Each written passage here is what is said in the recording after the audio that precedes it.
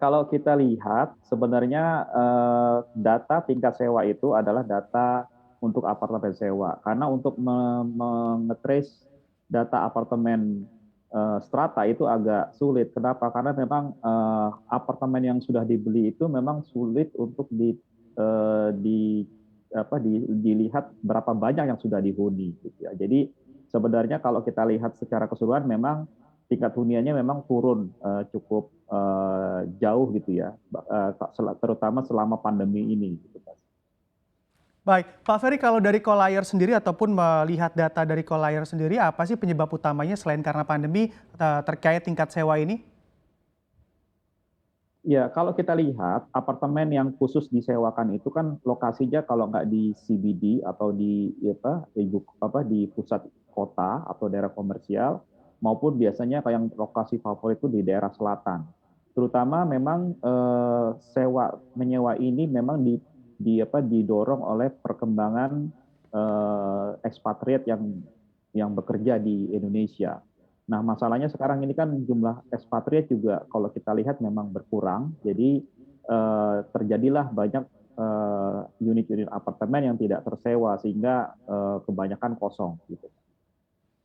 Baik, sebelum berdialog dengan Anda begitu kami juga sempat berdialog dengan salah satu pengembang yaitu Ciputra begitu yang mengatakan bahwa memang pasar untuk apartemen ini sudah oversupply dari beberapa tahun ini. Apakah memang Colliers melihat hal tersebut?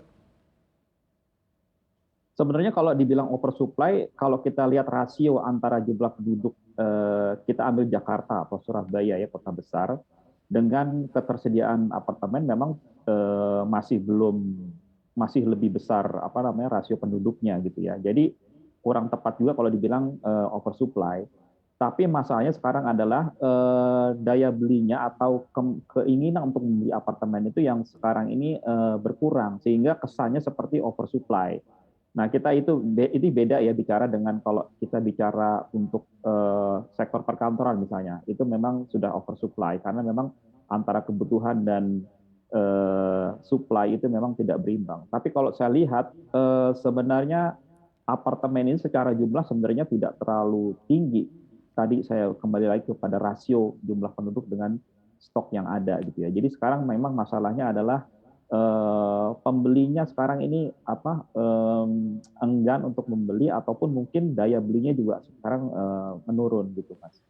Baik, Pak, kalau misalnya kita perhatikan begitu ya, para pengembang juga sudah mulai menyetop untuk melakukan pembangunan apartemen baru khususnya di DKI Jakarta. Apakah memang ini menjadi suatu langkah yang solutif bagi keadaan ataupun kondisi saat ini? Ya, sebenarnya mereka ini menahan ya, bukan menstop sama sekali. Jadi kalau kita lihat secara umum, secara keseluruhan, stok itu memang berkurang selama pandemi karena memang kegiatan konstruksi juga udah mulai menurun.